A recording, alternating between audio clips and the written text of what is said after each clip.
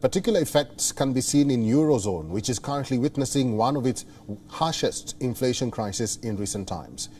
Eurozone is basically a monetary union of 19 member states of the European Union that have adopted euro as their primary currency for transactions. According to recent figures from Eurostat data agency, the increase in consumer prices in these 19 countries has reached 8.6% in June. The previous record was of 8.1%, which was reported in the month of May. This latest figure spells bad news for the European economy, which is currently reeling under several challenges. This includes the ongoing war in Ukraine. Inflation will hit 7.6% in the Eurozone and 8.3% in Europe this year, according to the revised forecasts, as Russia's invasion of Ukraine puts a dampener on the region's economies. Thursday's forecast from the European Commission, the executive of the EU, come as markets monitor inflation prints closely. In the U.S., the consumer price index rose 9.1% on a year-to-year in June, according to numbers released Wednesday, coming in much higher than economists had expected. Concerns over record high price rises are also widespread in Europe, where the latest reading showed that the inflation hit a record rate of 8.6 in the European zone in June. The situation is piling pressure both on national governments, which are trying to reduce the impact of higher prices on households, and the European Central Bank, which is due to meet next week. Wow, let's get a better perspective from the news coming from the Eurozone. Editor, roll clip, fair use. The recession, let me say, only means bad news. The world is still suffering from the consequences of the last recession. Case in point, Italy. As we speak, a political crisis is playing out in this country. The Prime Minister is Mario Draghi. His government is on the verge of collapse.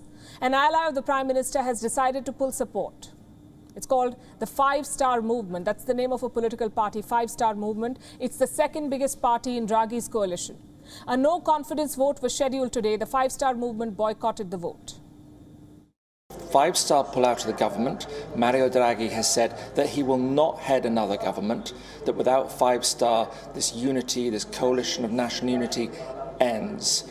The options at that point for Mattarella would be to install a new Prime Minister, to carry the country through to national elections, which are due early next year. The EU's economy grew slightly less than expected from April to the end of June, amid soaring energy and food prices. In the second quarter, the bloc's gross domestic product increased by 0.6% compared to the first 3 months of the year, according to the latest official figures. The economies of the Netherlands, Romania and Sweden grew exceptionally strong, while Germany's stagnated. Europe's largest economy is feeling the pain of reduced Russian gas flows. Fears that gas rationing could devastate the German economy are rising. Now, the International Monetary Fund has warned that Europe's industrial powerhouse is exposed to the biggest economic risk from the fallout of the war in Ukraine.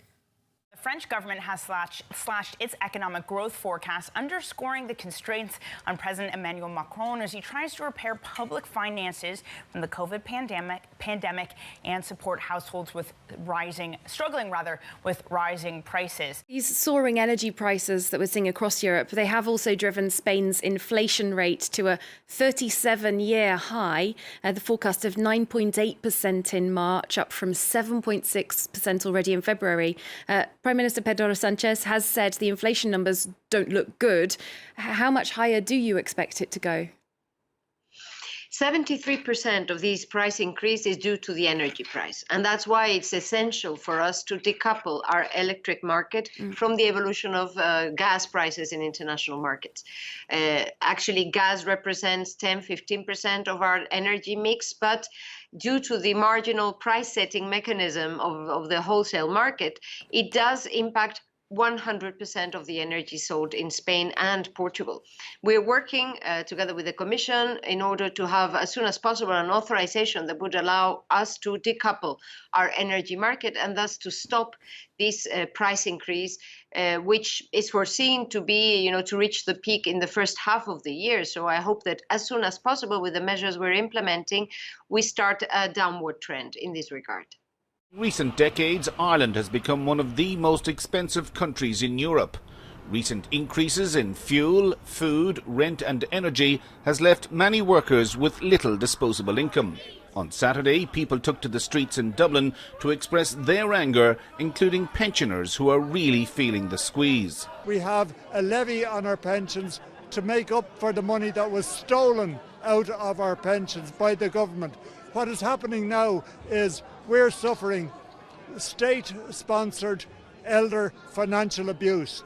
All professions are affected by the rising cost of living and many nurses are leaving the sector.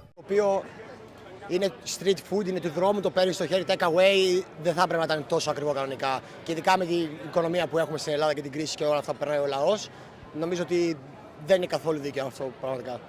While many Greeks are struggling to keep up with the rising prices for everyday items, they may turn to souvlaki or gyros as a solution for a cheap meal. However, the popular Greek street food is feeling the heat of inflation. Souvlaki prices have spiked as Greece's inflation hits a 28-year high. Last year, a gyro in Athens would only set you back around $2, making it one of the cheapest fast foods in the city. Now, you'll be lucky if you can get it for $3.50.